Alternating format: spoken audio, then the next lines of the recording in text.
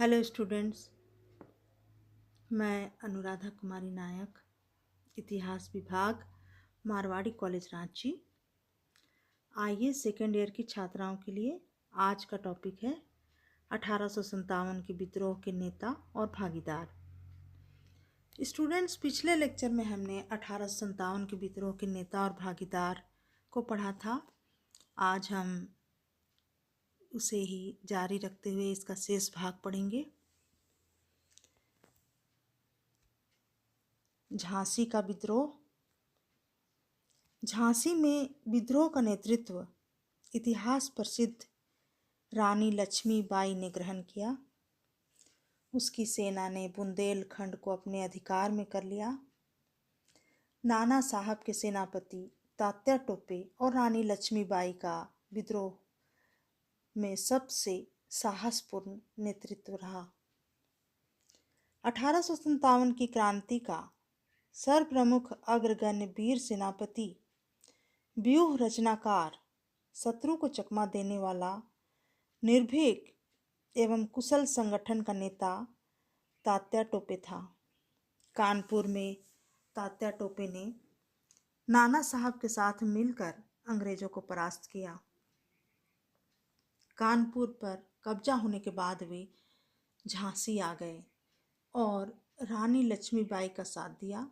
झांसी में अंग्रेजों के कब्जे के बाद उन्होंने कालपी में क्रांति के समस्त नेताओं रानी लक्ष्मीबाई, राव साहब, बख्त वली, मर्दन सिंह, बांदा नवाब अली बहादुर द्वितीय आदि को एकत्र कर अंग्रेजों से लोहा लिया। कालपी में हीरोज ने उन्हें परास्त किया। तब रानी लक्ष्मीबाई, राव साहब एवं तात्या टोपे ने ग्वालियर पर अधिकार कर लिया। तात्या टोपे निरंतर अंग्रेजों से छापामार युद्ध करते रहे और उन्हें परेशान करते रहे।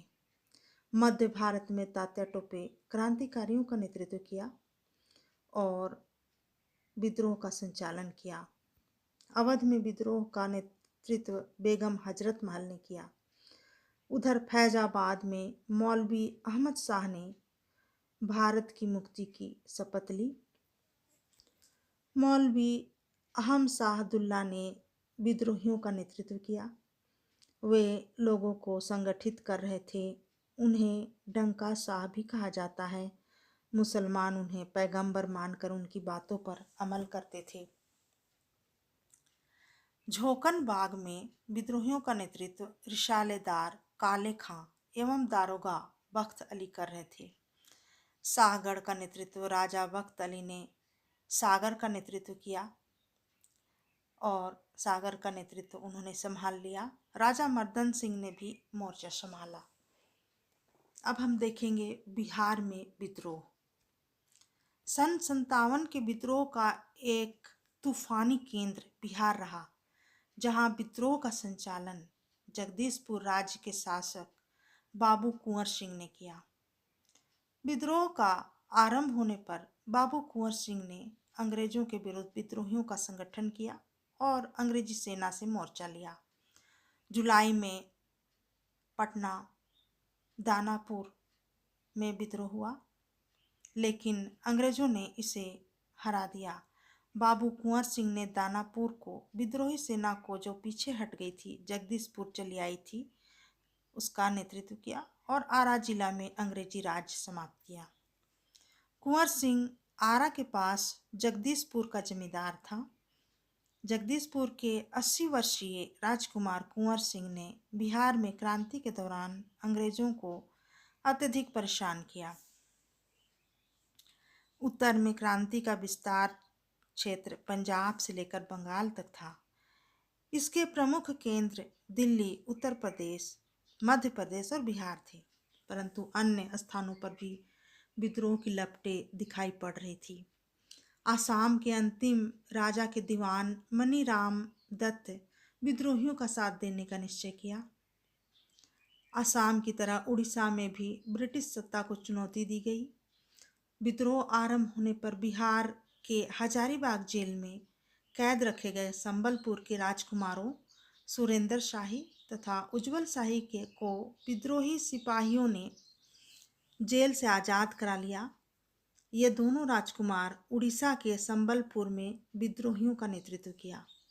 इसी प्रकार गजाम के साबरों ने राधा कृष्ण दंड सेना के नेतृत्व में पराल की मेढ़ी में विद्रोह का झंडा बुलंद किया।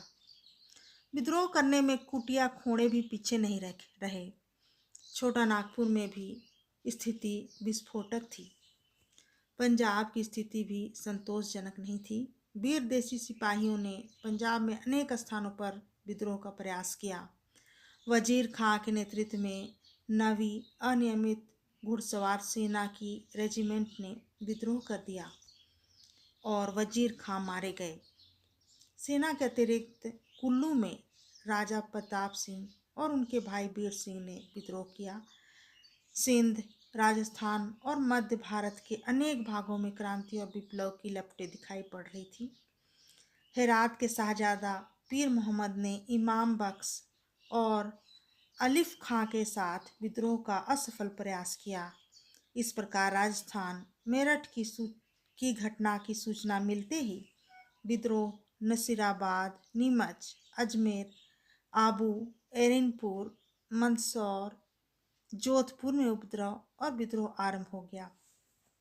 इसी प्रकार मध्य भारत में सागर, जबलपुर, नरसिंहपुर, होशंगाबाद, नौगांव, नागपुर में भी विद्रोह की लपटों से घिर गए। संक्षेप में यह कहा जा सकता है कि हिमालय से लेकर नर्मदा तक तथा कलकत्ता से लेकर पेशावर तक सारा उत्तर भारत क्रांतिकारी जोश में था। दक्षिण भारत भी क्रांति की ज्वाला से नहीं बच सका। मध्य भारत की घटनाओं का प्रभाव महाराष्ट्र पर भी पड़ा। असीरगढ़, बुरहानपुर, औरंगाबाद, जलगांव, कोल्हापुर और बंबई में अंग्रेजी सत्ता को पलटने का षड्यंत्र रचा गया। कोल्हापुर पर तो कुछ समय के लिए विद्रोहियों का अधिकार भी हो गया। हैदराबाद में रेजिडेंसी पर आक्रमण हुआ। मद्रास में भी उत्तेजना फैली। इस प्रकार सारे इलाकों में इसका जोर कहीं कम कहीं ज़्यादा था, पर कोई भी भाग विद्रोह से पूर्ण रूप से मुक्त नहीं था।